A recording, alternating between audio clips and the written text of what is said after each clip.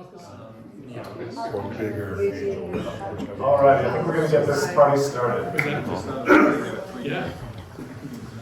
Firstly, thank you all so much for coming. Dr. Adil, lovely to see you. Very glad to make it. This is an event we are excited to host with LaunchPepp and the ETA Association, or Emerging Technologies Association, working together for this one. We've got some awesome speakers who are, I'm going to give a chance to introduce yourselves in just a moment.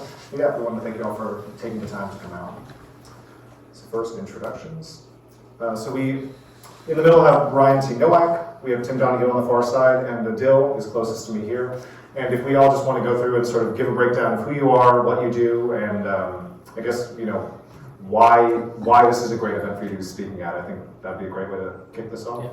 So, There you go. So, is this our sort of 5-minute thing, or is this really brief? yeah, This is it. Okay, good. this is it. Great. Your time Good. shine. Good. I'm going to stand up, guys. So, I made some slides here, but Jimmy said, you know, the projector wasn't working too good. But why entrepreneurship, I think, is an important thing. People always say, how did you get started doing all this kind of thing? And the truth is, I was just one of those people who was born with maybe a little entrepreneur DNA in my body. I always wanted to have a business. I was one of those kids who was running, you know, lawnmowers and doing things all around the neighborhood and all this kind of thing. But as I got to be, came of age, I watched my father in his job as an insurance executive, and I thought putting on that suit and going out that door every day, it didn't look very good to me. And I was like, okay, that's a mark. And then later in my career, I was working at Lockheed, a big monolithic company, and sometimes a whole division would get laid off, and through no fault of the people that were there doing their good work. And I thought, holy cow, these people are, yeah, that seemed old to me at the time. They were like, oh, 45, 55, you know, or older. What are they going to do? They just got laid off. How are they going to get back into the world? They've been here for 20 years. They're going to be in big trouble. And I just thought I didn't want to be other people in charge of my destiny. I thought I would rather be the one who does this, and maybe I'll get somewhere, and maybe I won't. But I didn't want to wake up being 50 or 60 and have somebody lay me off. I didn't want anybody to have that kind of control over me. So I went down that road. My early experiences. My background was in graphic design, and I was doing all that kind of thing, and I was doing art direction for a children's educational software company, and corporate work. And sooner or later, the internet came along. And I'm old enough to where I could, not a lot of people in this room were around right when the internet came along in their careers. But it was amazing. Boy, my eyes got real big, and I thought, wow, this is exciting, this is powerful. I can communicate with people across the globe, basically for free. And I was an early adopter, learned how to create websites and grow audiences, and I was just fascinated by that power that the network, the internet gives us, and I still am, to be honest.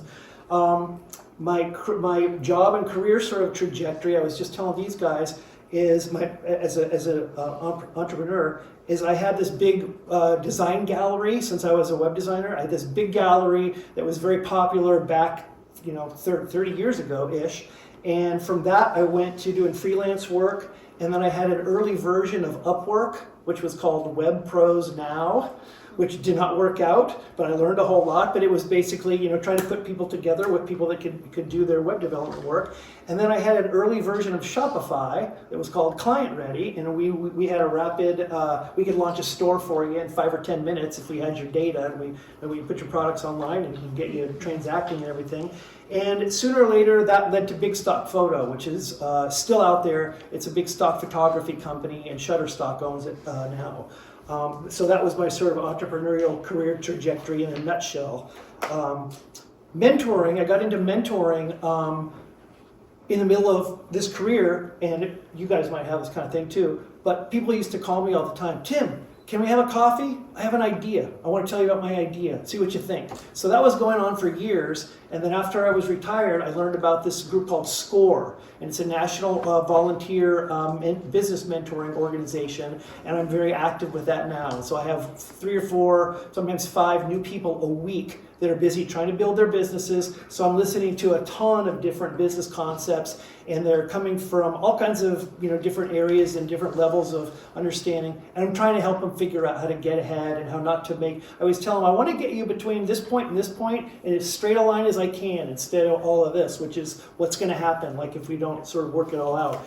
But so I do a lot of mentoring right now, and what is exciting to me right now, and what with this whole score thing, I'm really obsessed with how to go from your idea to your profitability. That little short leap it's just really exciting to me. It still is. It always was. And I think AI tools are certainly super, super, super exciting. There's so much going on. I'm sure you guys are probably using a lot of them. Keep doing it, because it's going to make a big difference. And my goal tonight, and in what I'm doing here, is to help illuminate your understanding of how to build a business efficiently. When you haven't started, or maybe you've had a little experience, I feel like there are a lot of things that you don't know. And there's a lot of darkness out there, and I'm going to try hard to shed some light on it so that it doesn't seem as scary and as unknown, and that maybe you sort of say, you know what, yeah, this is feeling better than I thought it was feeling, So that's my goal, is to kind of hype you guys up a little bit and shed some light on it. So thanks for having me here. I don't know how many of you have actually know or learned anything about me and the process of the different programs I'm involved in. So I'll give you a little bit of a story about myself. And story is kind of the key word there. Like, if we can sit here and list all of our accomplishments as business owners, as founders, as entrepreneurs, but those are really the headlines. Those are the successes. The failures, that's your story. So I'm going to share with you some of the failures that I've had throughout my whole life, because it really starts at the beginning of your entrepreneurial journey. It starts with the beginning of your life, because you learn so many different things that feed into the person you are and how resilient you are when you go into your entrepreneurial journey. That kind of creates your story. So, we have a very similar background, actually. My dad was in insurance as well, but he was an insurance salesman. So we came from a very humble, modest, home environment. And that bothered me. I wanted more as a result. I wanted to have more. I wanted to be more. I wanted to do more with my life. So that inspired me, even though it was kind of a negative thing. But growing up that way kind of motivates you. And it also helps you see that, it can be worse. So even if you don't succeed sometimes, you can find success in the failure. I flunked out of college. I didn't drop out. I flunked out. I flunked out because I laid around watching Harry Carey talk about the Cubs on TV. I flunked out because I smoked too much weed. I flunked out because I like to party a lot. But I realized that. And I spent the next year in the library, literally like every day, from the time it opened till the time it closed. And when I was done reading my school books, I just found books. And I'd sit there in the library and read and read and read. Within a year, I was on the dean's list. And I graduated with a full academic scholarship. So, you can take those failures and learn from them. And just because you have failures today, doesn't mean you're going to learn from them today.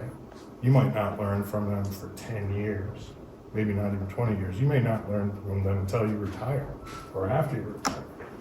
But the fact is, if you can get back up after a failure and keep walking forward, you'll eventually find that you've learned something from that experience.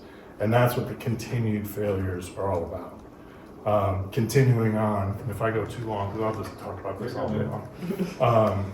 Next big failure, I got fired from my job. Now, it was a job that I really wasn't into, which is probably why I got fired from it.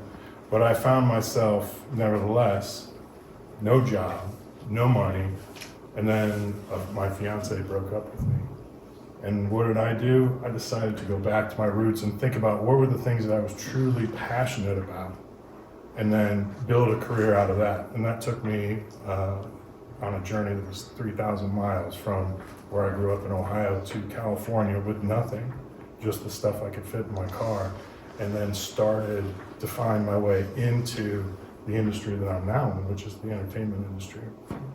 And if it wasn't for those series of failures, both in my job, in my career out of college, and in my relationships, I would have never had the sense of I've got nothing left to lose. I need to go after the thing I want the most, and that's what took me here, and that's where I started building my career into what it is today. And that's even taken me 20 years, and there's been tons of failures along the way to get to this point. So what I think is really important, and I'll wrap up now, is that as you guys go through your journey, don't focus on the successes. Understand that you are going to fail constantly, over and over and over again.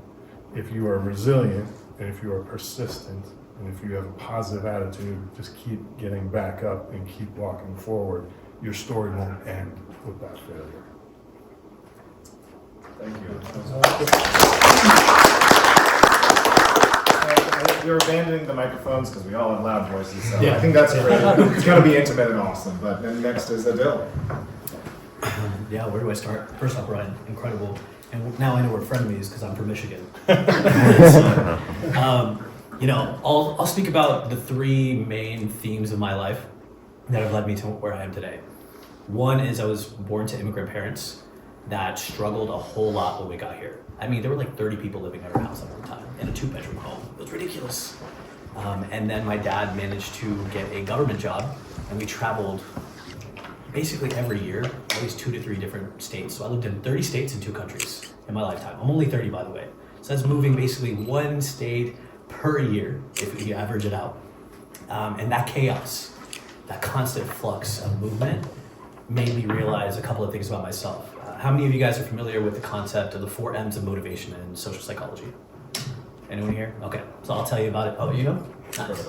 Got it. So you've got money, which is pretty self-explanatory as a motivator, mastery, movement, which is time and positional freedom, and mating. We're all motivated by all 4, but we typically have 1 or 2 that drive us to our core. For me, because of the constant flux of my life and just not having control of my environment, movement was number 1. I wanted to take back control of my own life and to be able to have my own time and positional freedom. And that mattered to me more than anything else. That and the concept of mastery, I was really into sports. For me, the golden ticket out was being an athlete. And so I ended up becoming a rugby player. And the way I got into college was by being a student athlete. Now, I was the kind of student athlete who didn't really care about being a student, but I really did care about the athlete part. And that was my golden ticket in life, is what I thought. The second thing is when I got to college, I was doing amazing. I thought I was gonna go pro. The New Zealand All Blacks were scouting me for playing for them, and I was super excited. I was like, oh my God, I've really got a chance at this thing. But my car got picked up in a tornado. This is the first time in my life where I can say the most crazy thing ever to you guys and be like, wait, what do you mean by that? I woke up in the hospital, they asked me who I was, and I said Barack Obama. Can you believe that? I didn't know who I was. It was so bad. The head trauma was crazy. It messed up my L4, my L5, T3, and T2. And they basically told me they don't think I'll ever walk again.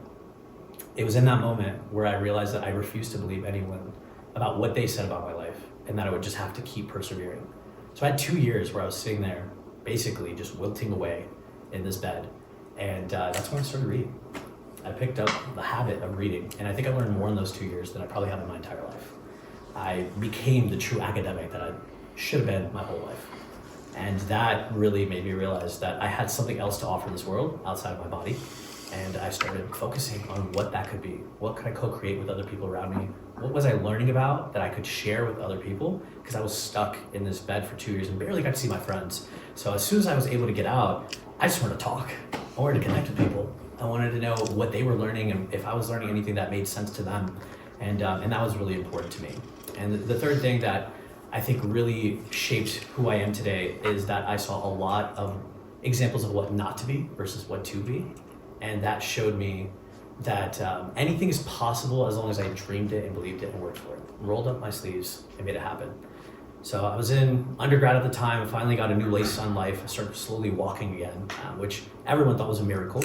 And I didn't. I knew it was gonna happen. And that belief, that uncontrollable and relentless belief in myself is what I realized I needed to have for the rest of my life. It was the only way I was going to accomplish anything. It was just massive self-belief in myself, regardless of adversity. I was like, okay, hard stuff happens, but you have to believe that you can make it happen. And those three things are really what have geared me in this entrepreneurial journey that I've been in. Now, we could talk about all the accolades and cool things that have happened in my life since, but it's an amalgamation of right place, right time. I got really lucky at different parts of my life, and I've been able to succeed in a lot of ways because of it. But I got my start in nonprofit because I have this really deep altruistic gene. I want to help people. I just got so much help along the way that I feel like I owe it to everyone else to help them. And so I started a nonprofit. At 16, I had been a part of a nonprofit that ended up becoming the largest recreational volleyball tournament in the Midwest. Nike and Adidas sponsored it. I didn't realize how amazing of an experience that would be until later. When I got to college, I started Curbside Chronicles. I don't know if you guys have heard of it or not, but we basically helped homeless people start selling newspapers to get off the streets. And then within 6 months, if they stayed consistent, we'd help them get a real job and rehabilitate. And it spread across the United States, which was awesome. And then from there, we started Oath, which is the Oklahomans Against the Trafficking of Humans. That one is pretty interesting. I was actually sitting there in that bed trying to learn why I was in this random place called Oklahoma where I got stuck in a tornado. And what do I get from being here outside of this really nasty experience? And I realized that it ranked terribly in almost every category. It's the worst in education, highest incarceration of women. That one I'll double click on in a second. Worse for patient health. I mean, everyone there eats fast food because they have the most fast food per capita of any state in the country. And I was just like, man, I'm in this really messed up environment where not a lot of people look like me, think like me, talk like me. And I'm just trying to figure out how to solve problems. How do I help people?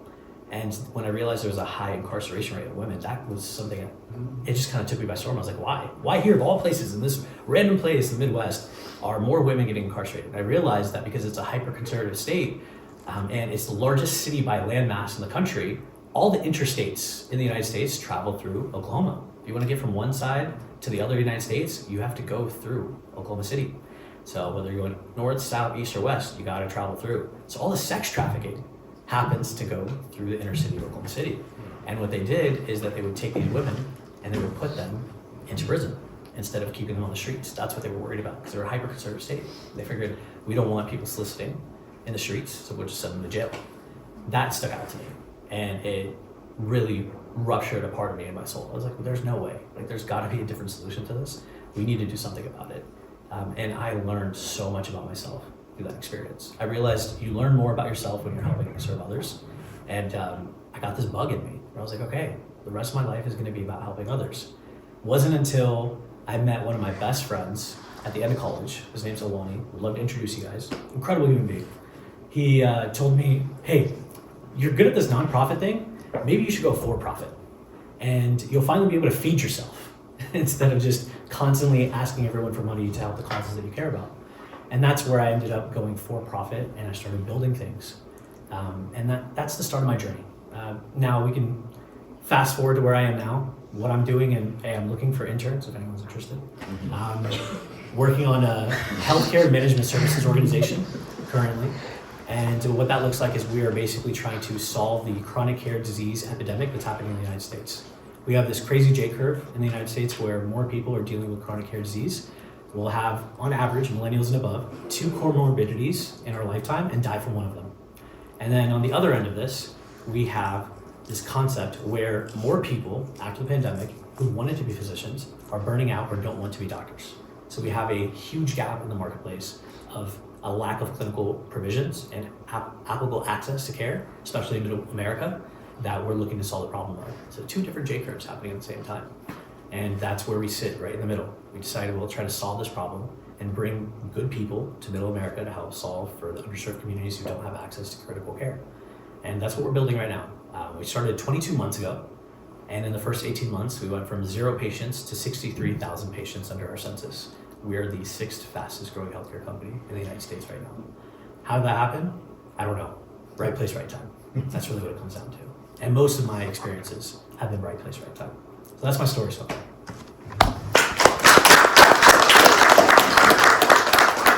You are all really inspiring. That is amazing. And that is, honestly, the wild from tornado to now. That, is, that could be a movie. Yeah. So what we're going to do next, we got a little bit of a later start, so we're probably going to push a little past 6 with this section. I'm going to go through and ask you all some questions from the clubs to you, and then afterwards we'll open it up to audience Q&A.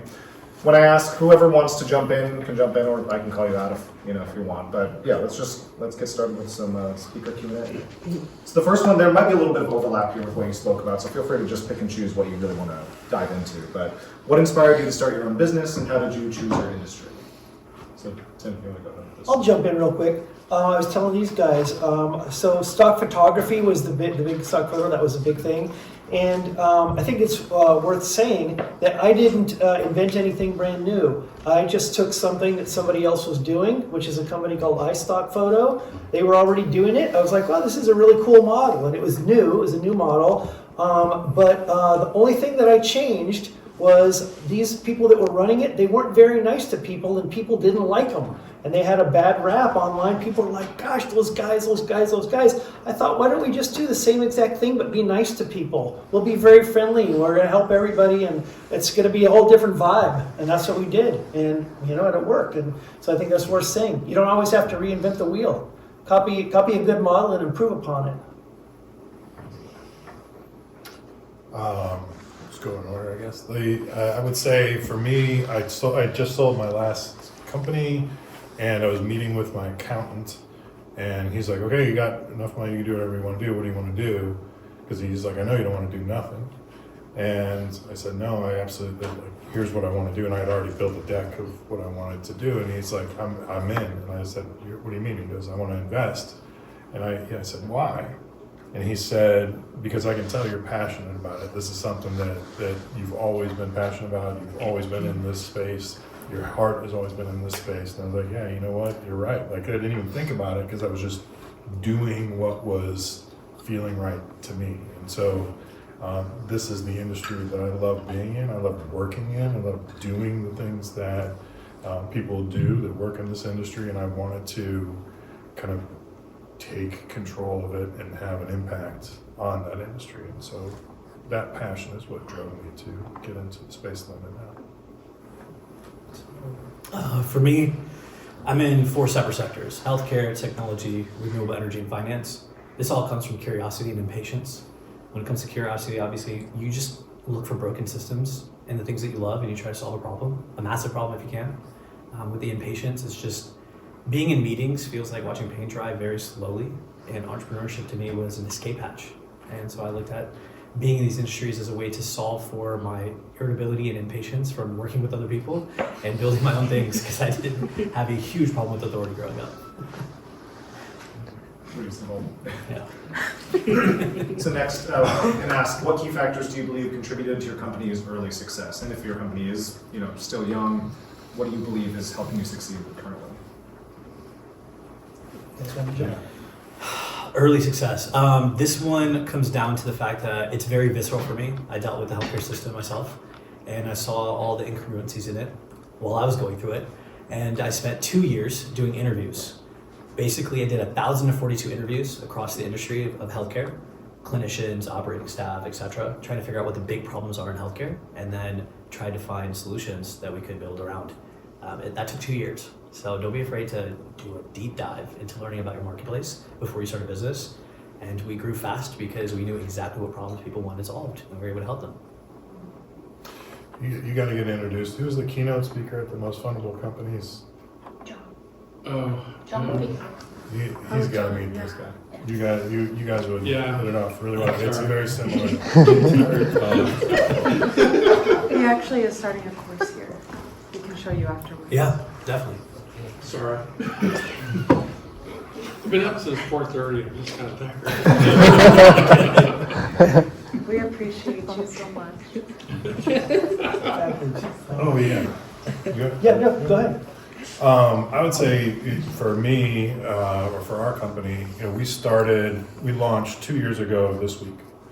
In 5 days, you guys all know what I do, so I'm skipping over. But I work in the entertainment industry. We have a technology product for our movies, TV, and motion pictures, things like that. 5 days after we launched 2 years ago, the writer's strike started, which meant my entire industry stopped.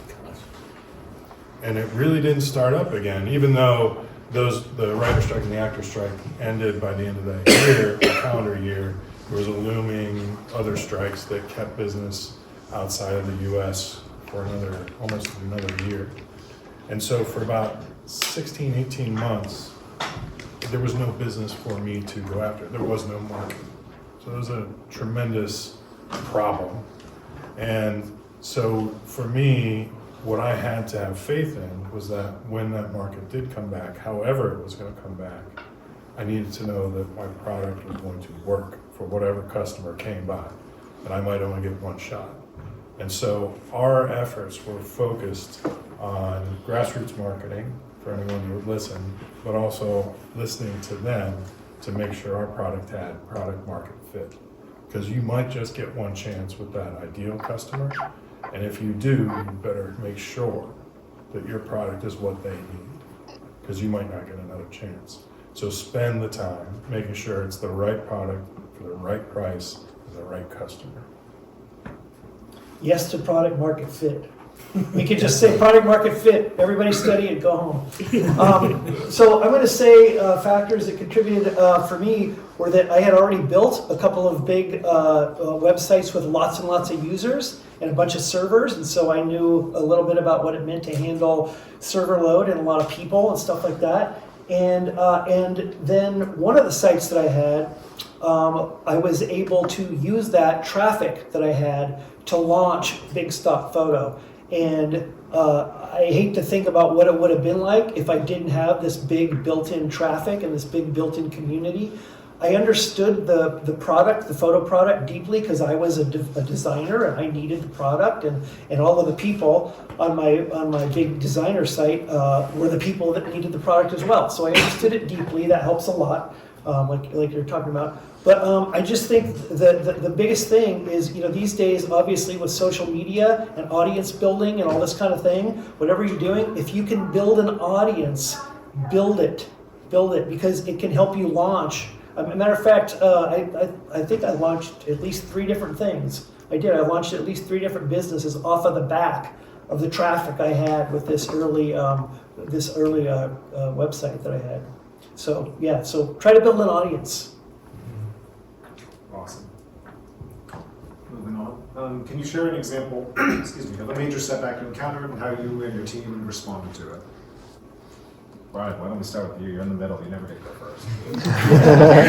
All right, well, you heard one of the big major setbacks that we had with launching with the strikes. And how do you deal with that? One, you got to make sure that, as a startup, being flexible and being nimble is really important. And sometimes that means you have to shrink your company down so you're spending as little as possible on a daily, weekly, monthly basis so you can survive whatever hardship you're faced with. So we had to immediately let go of 70% of our staff, immediately. You cannot wait. If you have to fire people, if you have to lay them off, if you have to do those hard things that are uncomfortable, don't wait. Do them immediately when they need to be done. That's the only way to survive. So doing that, like responding to the fact that there is not going to be any revenue in the way that you expected to move forward. That was the first thing we did. Second thing we did was we had to take advantage of whatever was good happening. Well, with no one working, that meant that everyone had nothing to do. So I gave them something to do. Started doing demos for free. Come down, let me show you this new thing, which at the time nobody really understood, nobody had seen it or experienced it, but they all knew it was there. So here, come down, let me show you. You can go in and get your hands dirty, play with this toy. It's nothing to be scared of. So I created an opportunity that took advantage of the one thing that was good about no one working. They had nothing to do. And that's how we started spreading the word about our existence. The next thing I had to do was a little bit of a pivot. Got to find a new customer. So we had to take a look at our product and say, what else can you do with this thing? You get to be divergent in your thinking. And so we thought, what could we do with this? And figured out that our product could also be used for experiential marketing. And so I put on the old advertising X I used on an advertising agency. And I started making presentations of how you could use our product for marketing other people's products using experiences. And I would just go up to them and say, hey, you can use this to sell your product in this really cool way. And I just kept doing that until somebody went for it. And before too long, Netflix came to us and said, we want to do that. And we were now in a spot where we were marketing the biggest visual effects movie that Netflix had ever made with the biggest visual effects budget, working with director Zack Snyder. And we were doing that marketing all around the country. In fact, we went as far away as Mexico City with our product. And we were delivering the experience of that movie, both in the technology sense, but also in the science fiction sense, to fans everywhere, and created this wonderful new marketing campaign. And that opened up the opportunity for us to have a whole new customer segment, a whole new industry that we could service with our product. And that was probably the most important thing we could do, because we actually found revenue in that first year, and that also helped us stay alive. I'll give you two examples. I started a blockchain company back in 2014 before it was cool.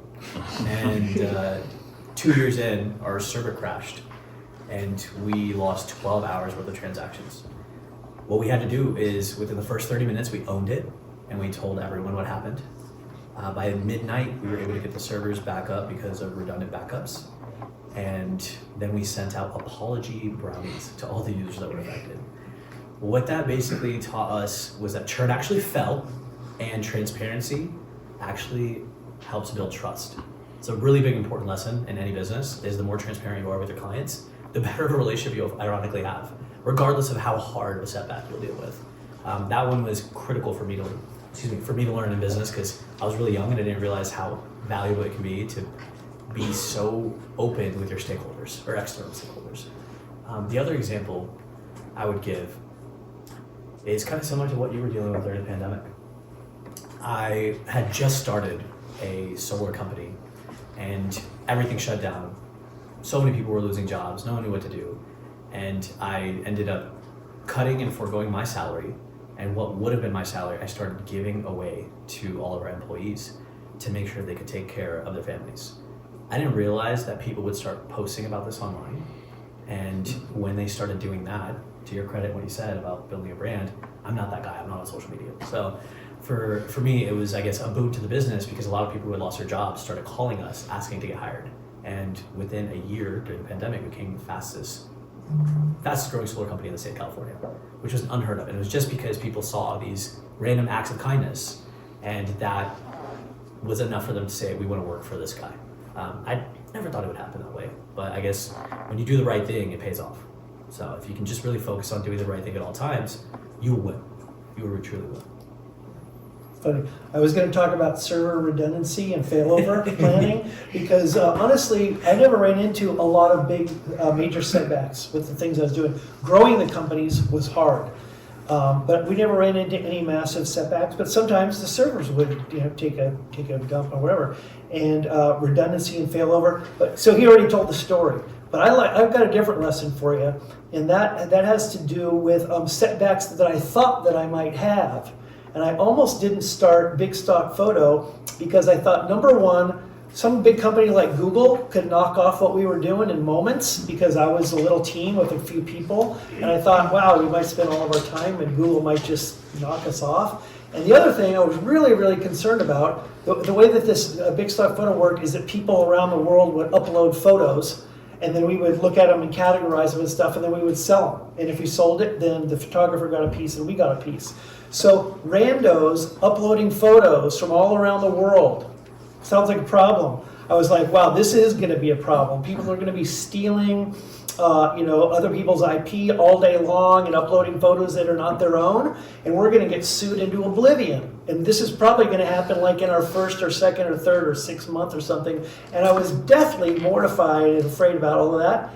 Well, somehow I decided just to try the business anyway and do it. And we almost never had that problem. After millions and millions and millions of photos, we only ran into that problem about 7 or 8 times. And I never had anybody threaten a lawsuit, So, occasionally when it would turn out that somebody had uploaded a photo that wasn't their own, we would, mea culpa, so sorry, did not know. We do everything that we can to make sure that this never happens, but the photo's been taken down and yada, yada, yada, and they thank you very much. And that was all it. So I practically didn't do the most important business in my life. I was this close to not doing it because I was just afraid that I was like, we're going to get sued. It's going to be terrible.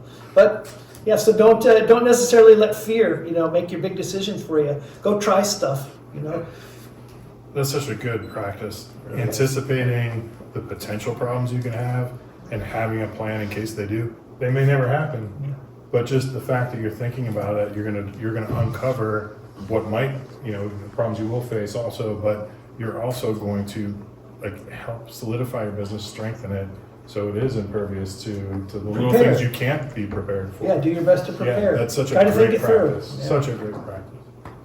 Awesome. Thank you all. So now we're going to dive a little bit more into some technology-focused questions because, this is co-hosted by the Emerging Technologies Association, so we want to hear your thoughts on this. The first one is, what key differences have you noticed when running or advising a tech-heavy business versus one that operates with less reliance on technology? That's a good question. I got a thought. You got it? So I would say that my businesses up until Magic Box have all been service-oriented businesses. And in 2019, I had a partner in my business that did something he shouldn't have, and it was very stressful to deal with it, because there are a lot of legal things to deal with. And I recognized that my heart was no longer in a service-oriented business anymore. And I really was wooed by the idea of a product-based business. I wanted to sell a thing. And so I was excited when I started Magic Box because I was like, here, I can go, here's a thing, I'm gonna make it, I'm gonna sell it, it's gonna be really easy. And I sat down with one of our first advisors, who was a 40-year veteran of the movie industry. And he said, who's gonna run it? And I was like, well, I'm gonna run the company. He goes, no, who's gonna run the product when you're out on set? He's like, your business will live and die based on the service of delivering that product.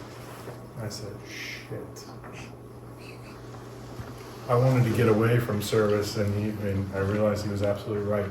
How good our service of delivering our product was going to be what made us successful. And you better believe that since we've been in market, I've been on every single shoot, every single use of our product. And if I wasn't there making sure that the service, how our people behaved and treated our customer was not good, we would not be in business today. And our customers would not refer us to their friends, to their colleagues, to other people in the business. So to differentiate between the two, to come back to the answer to the question, is impossible. A service business is a service, your product is the service. A product business is nothing without the service that delivers it. Think about Apple.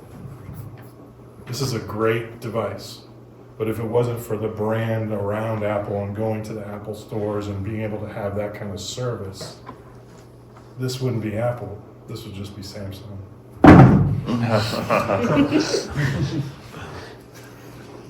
Okay, That was a great mic drop. Sorry. Bars. What key differences have I noticed? Oh man, with the amount of companies that I'm advising right now in the tech space, I think things have changed drastically than even 15 years ago in the tech space. You gotta understand it's not about moving fast and breaking things anymore, because you got AI to help you along the way. So it's speed to learning, not speed to launch. Be really mindful about having that competitive curve in education and everyone on your team being well learned and curious about what they're building. I think that's a key difference in technology that I've noticed so far. And what else will I say? A relentless focus on a painkiller feature. Zero in on one thing and one thing only and become amazing at it before you move on to the next. I think that's hyper important in the tech space. People want to build this suite of services or a huge iOS or infrastructure like the iPhone has done today. You end up figuring out that if you serve every customer, you serve no one. And it's really important that you niche down and create a 10x onboarding experience And from there, you can kind of hyperscale out and slowly add those features in.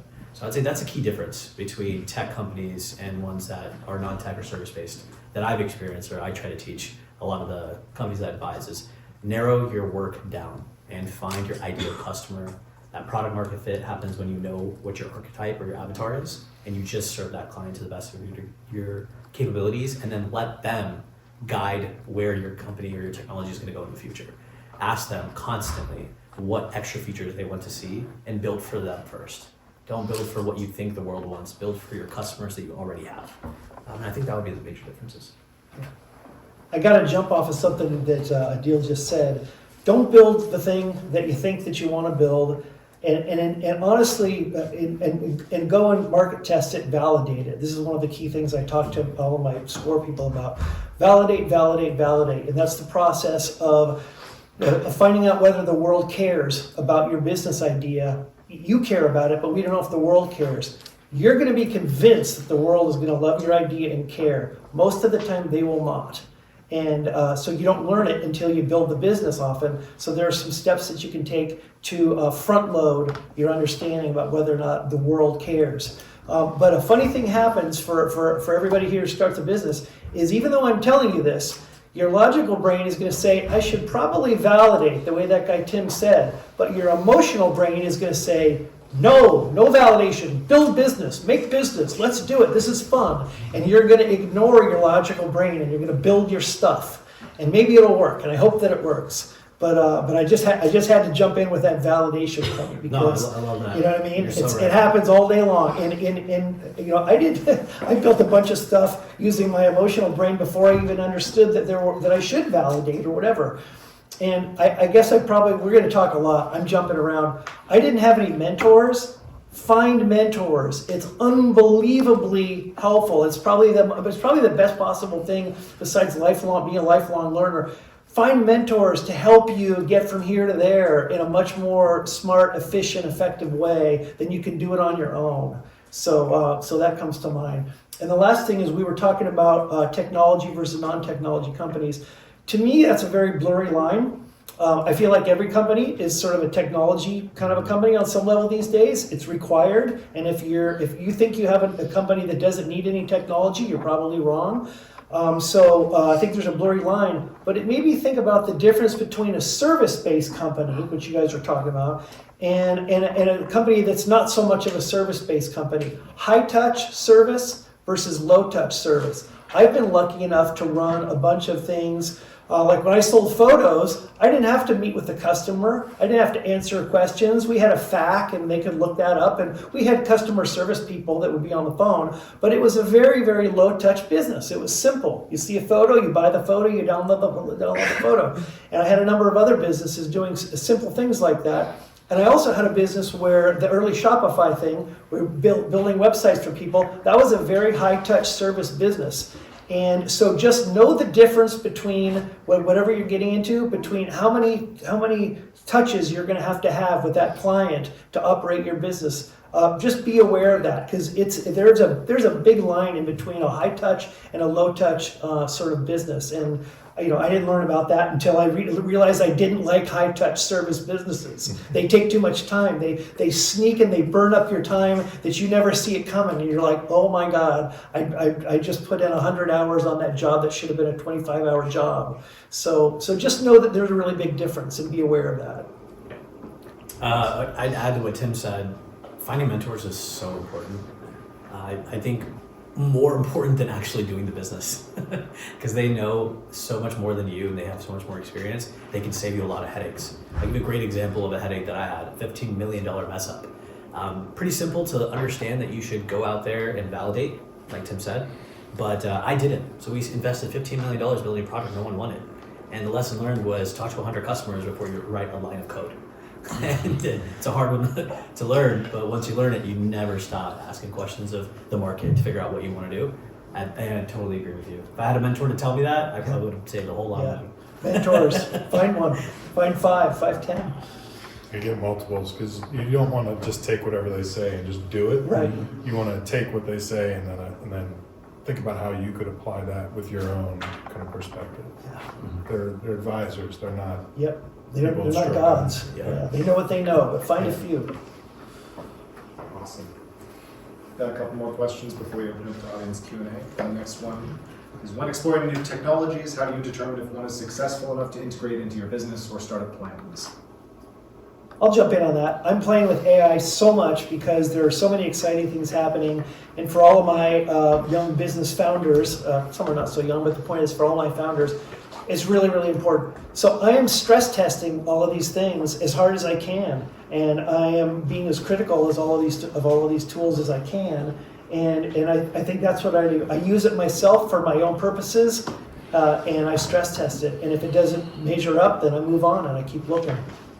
Yeah, there's lots of questions you can ask yourself, and you should ask yourself whenever you're thinking about technology or even your product. But when you're talking about adding something to your offering, first and foremost, is this addition critical to your success? Like, are customers not going to hire you, buy you, whatever it is, if you don't have this? Like, ask that question, because if that doesn't have any impact, then you probably don't need it. If it is important for you to have it, like, ask yourself the question, is this going to give me a competitive advantage over the other people in the space? Huge, huge. But just because it has both those things doesn't mean you should do it, because you ought to also know if you can afford it. Because it might be the greatest thing ever, but if integrating it into your system causes your pricing to go out of whack, or it means you can't afford to build your product anymore, it's not the right decision, even if it's going to give you a competitive advantage, even if it's what's going to be critical for your service being hired. Everyone else is going to face that same thing, that same challenge. Solve the challenge of that before you just go out and buy the component and integrate it. So ask yourself those questions, and there's a layer upon layer upon layer of questions. I think one of the most counterintuitive things in technology is recognizing that a vast majority of the largest organizations are made up of insane amounts of bureaucracy that is boiling down to this software industrial complex that's been created over the last 30 years. There's a doodad or technology for every little aspect of your business today. So keep it simple, stupid. Like, don't do it unless you absolutely have to and something breaks. And quite frankly, adoption of a new technology isn't even worth it if you're going to slow down your enterprise from growing on its own without that technology. So I would just not even do it unless you absolutely have to. And then if you realize that your competitors are doing it and it's letting them win versus you, all right, now have a conversation with your team about integrating new software. Otherwise, just don't do it. Keep everything as simple as possible, as lean as possible, and grow that margin as best as you can. Don't let software eat into it. It's just kind of useless at this point, especially with the advent of AI. Vast majority of the stuff that we were doing in the past, you don't even need software stacks for it. So just talk to your agent and say, hey, like, how do I do this better? And move on. Awesome. This last question I think is really relevant to a lot of us who are either starting our own businesses or planning to start our own businesses. So I would say, what advice would you give to aspiring entrepreneurs who are just starting or about to start their own ventures? I'll go. We talked about mentors, so that's a big one. My biggest piece of advice is dig in, just start building. Find something to start doing. Try to create your first $100 or $500 worth of profit in some sort of a business. Notice I said profit, not revenue. Big difference, right? We got to figure out how to make more than we spend. But go out and do something. Don't be a perfectionist. Go to start a side hustle. Start, build an app. Do some website. Do some, whatever you want, or do a service business. Do any number of things. But the amount that you're going to learn doing something, anything, is going to be it's going to be insane compared to, and I'm not dissing on school, but you understand what I mean. Doing stuff in the real world, you're going to learn so much so fast. So go out there and do it. Don't be a perfectionist. Try to work with smart people. Try to find people smarter than you are. I know you've all heard that before, but it's really true. I like to go hang out with these guys. I like them. They seem smart. So I'd hang out with these guys to try to learn something. So go do that. And learn about, so this is a big one. I didn't learn this for years. I was probably 5-6 business into stuff. I didn't realize what a big deal marketing was. Whatever you do, programming, finance, CEO, whatever your thing is, please learn how to become a good marketer. Please learn everything you can about marketing, because without marketing, you're never going to get anywhere with anything. Marketing is like the ninja uber skill, honestly. And there are a lot of great coders out there. There are not a lot of great marketers out there, in my opinion. If you can be an effective marketer, especially in the digital space, wow, I think you can write your own ticket. So try to become a marketing expert while you're doing all that. Learn about validation. If you don't know Naval Ravikant and his whole thing about leverage, please go to x.com/NAVAL. Please read that pinned tweet because it's like pulling back the curtain on how to make a whole lot of money doing a business. And without what he's telling you to do there, it's not going to happen. Leverage. If you don't know, you guys take business classes. Do they talk about leverage? Yes or no? Like in the context of debt, yeah. Like things like leveraging capital, money, people, software, all that kind of stuff. Okay, good, because it's mind-boggling once you read it. If you understand, you're like, oh my God, this is like the magic stuff. It's all written down. So I think that's my advice. You're making his day. He's our marketing professor here. Good. Didn't know that. His eyes were very bright when you said that. Yeah, I'll go. This one's very visceral for me because I just got back into being an operator myself. Solve a hair on fire problem. Let the warm shower problems, they can wait. Just let them be what they are. If you do that, you'll be doing something in the marketplace that's valuable. Also, treat the market like a final exam. It matters way more than what you think is going to be valuable in the world. So sometimes your passion and what you build are not going to be the same. You have to find what other people really need and go service them to the best of your ability. And have a couple of people that you can rely on as confidants, because things will get hard. It'll get difficult. Being an entrepreneur is like chewing on glass while staring into the abyss. So you might as well bring good friends, snacks, and a good sense of humor along the way, because it will get dark. That's the best thing I can say to you guys. I know that's more of it, but it's the truth. At the end of the day, especially if you're a founder, it is all going to come down to you. Every day, every minute of every day, stay positive. You can get in some really dark places because you're not going to be in the right place at the right time all the time. That's fact. It's very rare. And there's a lot of space and a lot of time between being at the right place at the right time and the next time you're in the right place at the right time.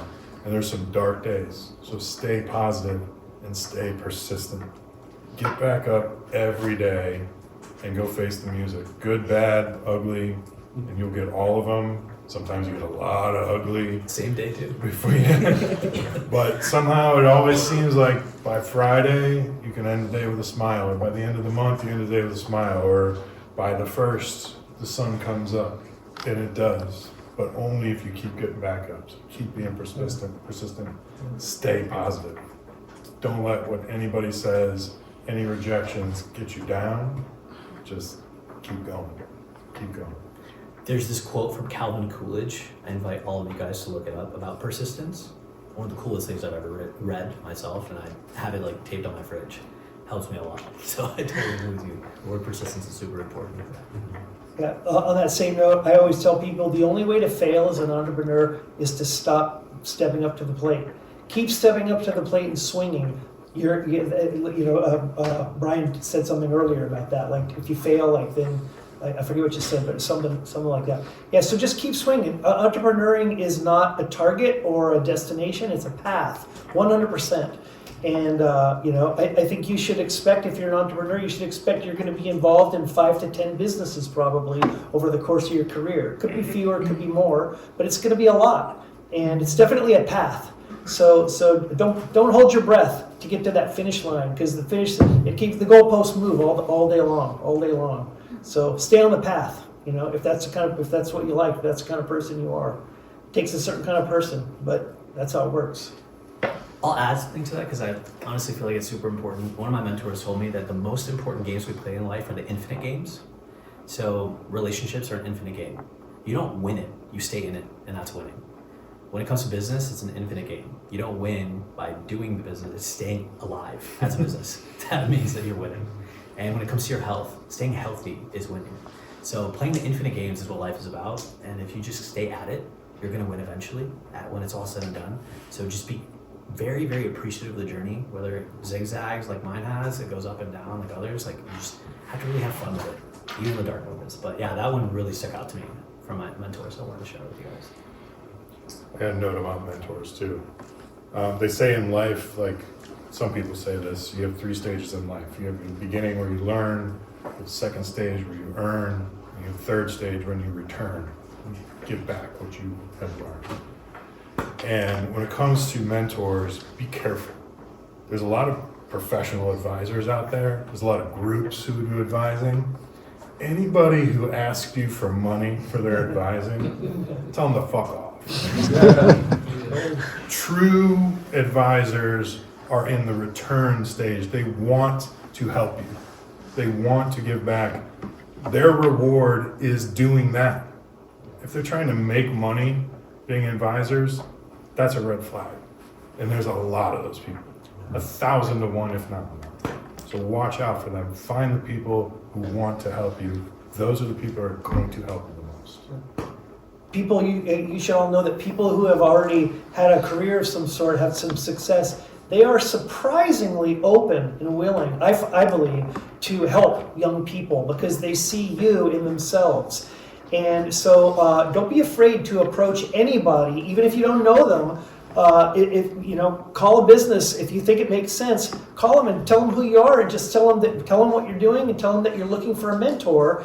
But you should know this. I mean, if they're anything like me, I always tell people they're going to judge you by every little tiny thing that you do when you're busy asking them for their mentorship. So you better have done your homework. You better know how to write a proper email or send a proper text or whatever. And if you tell them you're going to do something by a certain date, or I'm going to get back to you, or I'm going to meet you, I'm going to call you at this time, you better be right on time because they are going to judge you hard until they really get to know you. But I think most people are willing to take on, or I should say a very large number of people are willing to take on a mentee.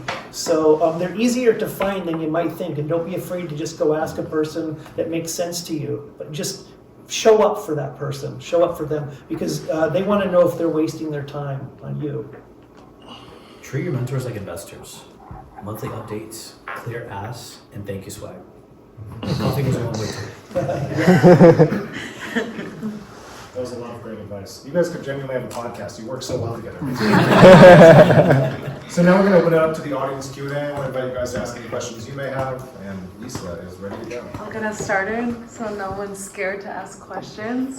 But while you're in this infinite game or abyss that I probably will be in after graduation, are there any snack recommendations you have? Yeah, I have been eating a lot of this company called Eat Virgin lately. Oh, It's I don't know if you guys have heard of it, but it was started by 2 Australian cooks that one of them had cancer, and she cured her cancer by eating really, really clean and healthy.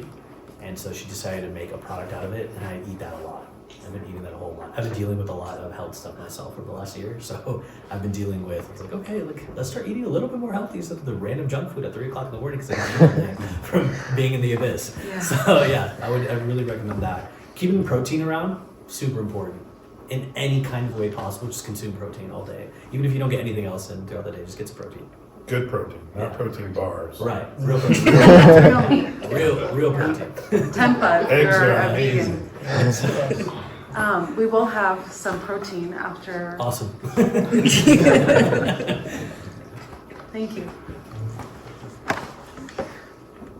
So, kind of a follow on to the last comment about being excellent in marketing and whatnot. It's one thing we've talked about a little bit in some of our classes. You know, we really stress being able to build a good Excel model and all these other things, which are great and wonderful. But one other thing that some of the professors really emphasize is being able to communicate well. If you could, say, go back to high school again, would you try and really excel and build your skill set in sales or than anything else? Or what do you think you'd do? So did you say, would you try to build a skill set in sales, or were you, because I heard you say about communicating. I was trying to tie I those think two the together. two kind of go hand in hand. But Gotcha. would you focus on that if you could just go back to high school and build your skill set to prepare you for entrepreneurship?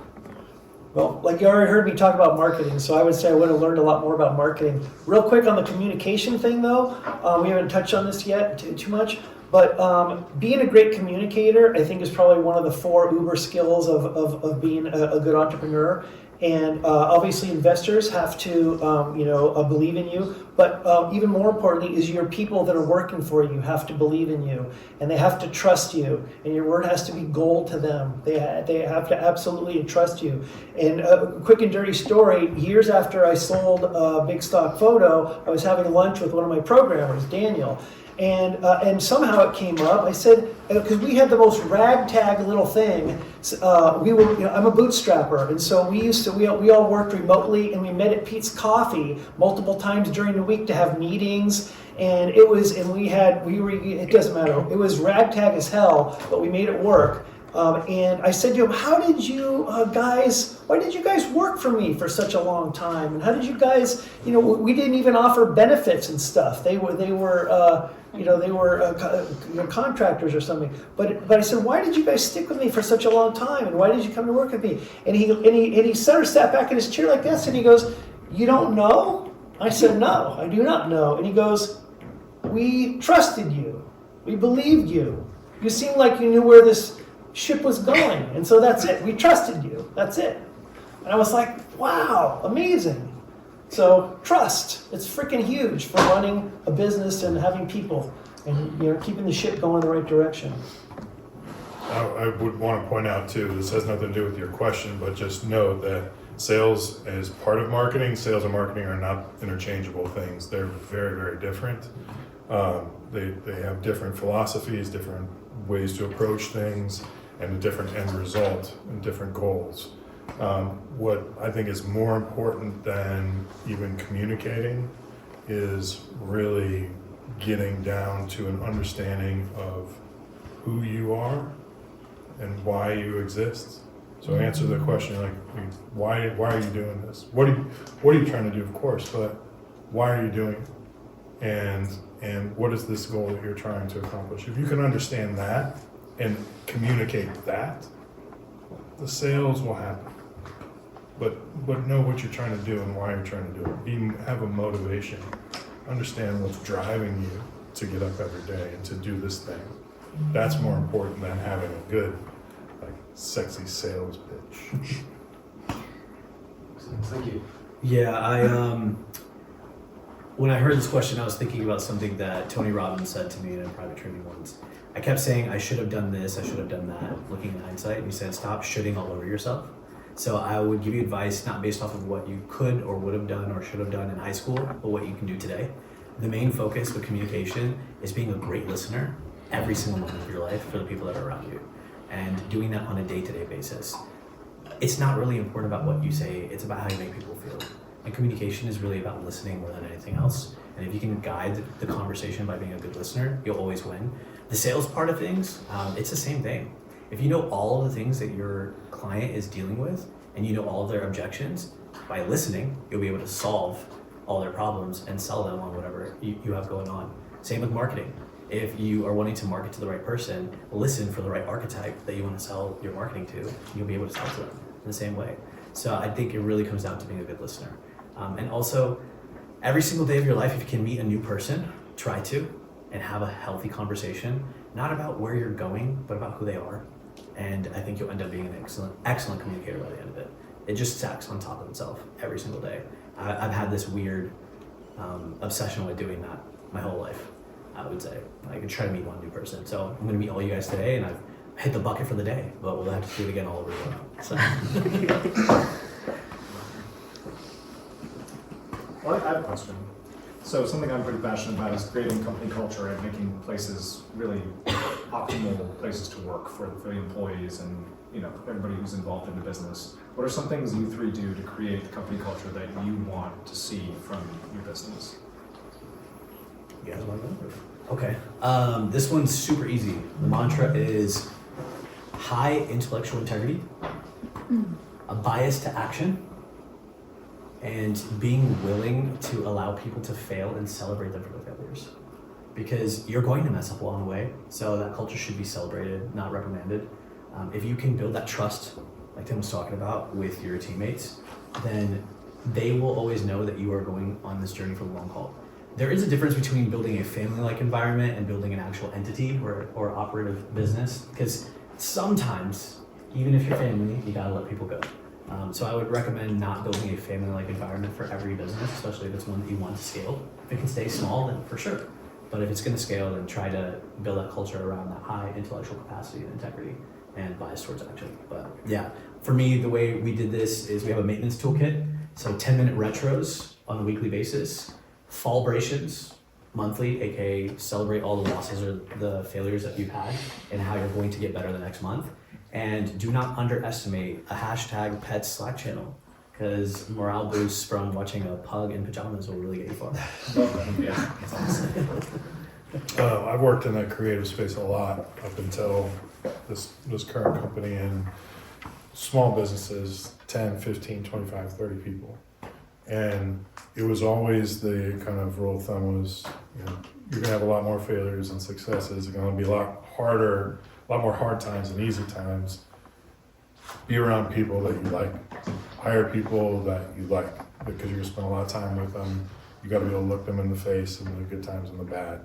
And you know, what you just said actually made me think twice about that. Because as you are trying to grow a big company, you really need to shift away from that kind of family kumbaya perspective and have a perspective of hiring people that are going to challenge you to be the best person you can be every day. Because if you're constantly thinking about how can I do better than I did yesterday, how can I make this decision better than I would have done in the past, how can I make sure that I don't forget about this person, you're going to be building a better environment, a healthier environment for people to work in, for people to feel safe in, for people to thrive in. So if you want to have a bigger business, hire people that make you better. Be a better person. It forces you to be a better person. Yeah, no question about that. I want to touch on just for a second. My answer to how to build a good company culture and everything is to respect the people. That in the golden rule, treat them the way that you would like to be treated.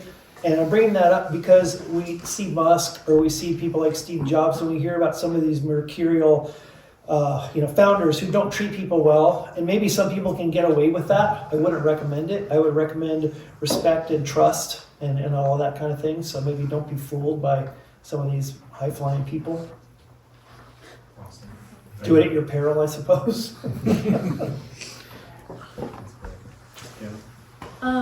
So both my parents are entrepreneurs, and growing up, I have noticed they have struggled a little bit with work-life balance, mainly work.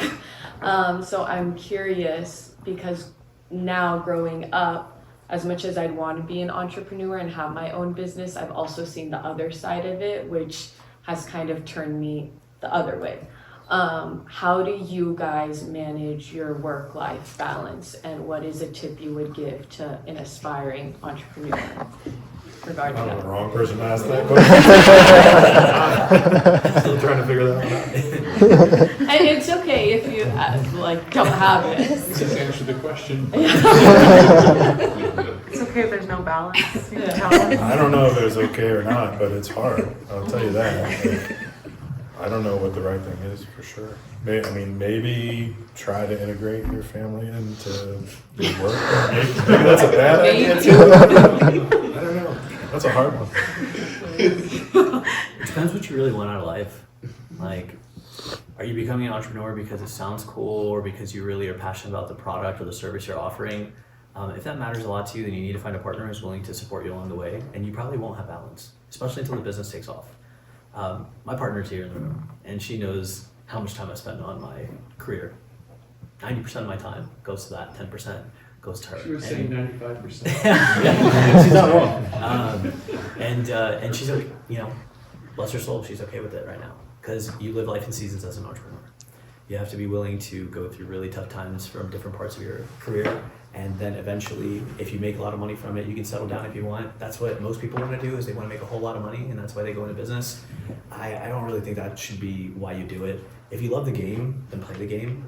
But otherwise, like, just don't do it at all. It's better that way, especially if you want work-life balance, because you're foregoing a 9 to 5 to work like 80 hours a week for yourself.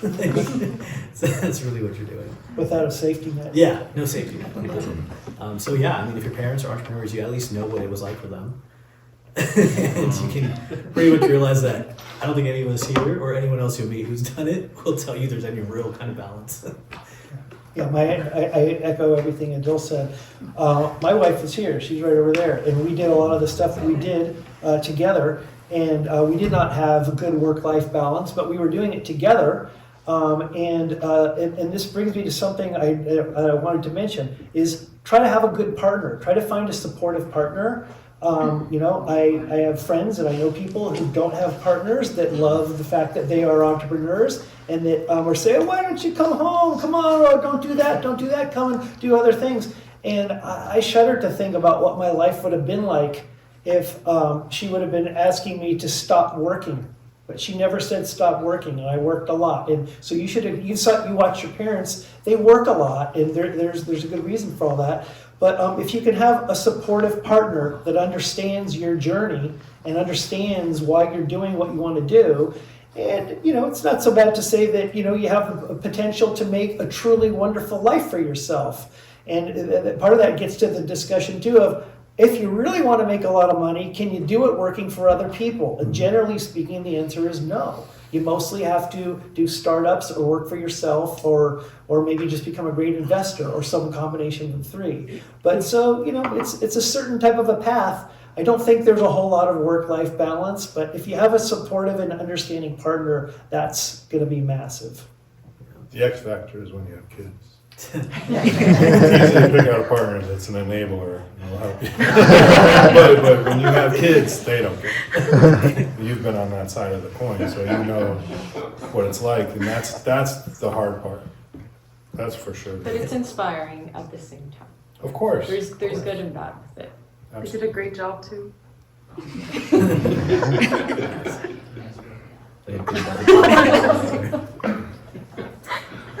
right.